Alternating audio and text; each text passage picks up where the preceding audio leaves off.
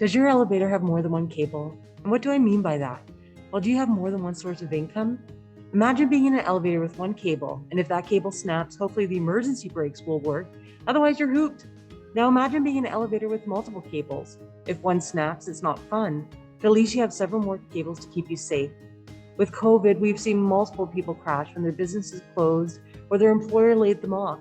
Suddenly, individuals who are making $100,000 or more a year had bills that they couldn't afford to pay.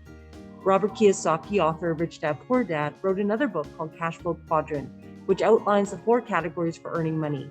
Each category has its pros and cons, and as an analytical person, I like my lists.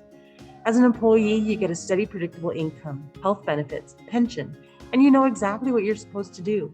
On the downside, you have a ceiling as to how much money you can earn. You have to ask your boss if you can go pee or take time off. And if you get sick or injured and can't work, that steady, predictable income is gone. As a person who's self-employed, you are your own boss. You get to do things your own way, get some tax breaks, and you often get to choose who you want to work with. On the downside, if you get sick or injured, you don't have a system in place that runs your business when you're not there.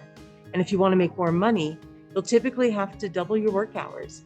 I've seen people who are self-employed working 80 hours a week who make less than an employee working 40 hours a week. A business owner is where you really start getting some independence.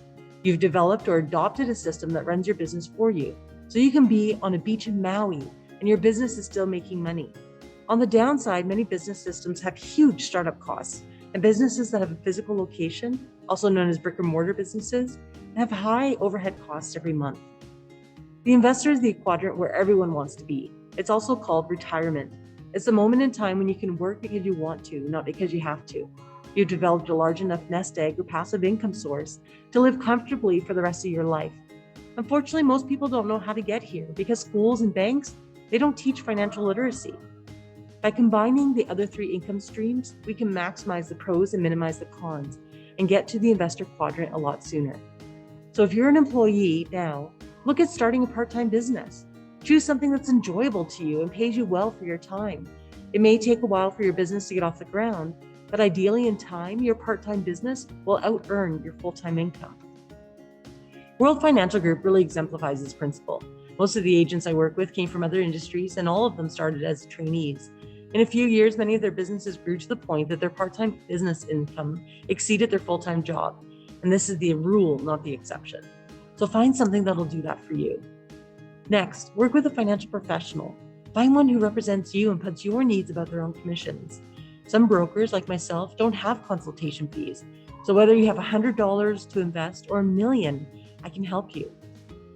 If you do choose to invest on your own, find a program that has proven to be successful in bull and bear markets. I personally like Timothy Sykes, who teaches how to trade in the penny stock market. Now, I strongly recommend working with a financial professional. Your personal investments may grow faster, but a diversified portfolio with a money manager creates stability and can still earn a decent rate of return. And that's it for now. Let me know if this advice has helped you. And if you want to meet with me one-on-one, send me a quick message and we'll get together either in Zoom or in my office. Have a successful day and bye for now.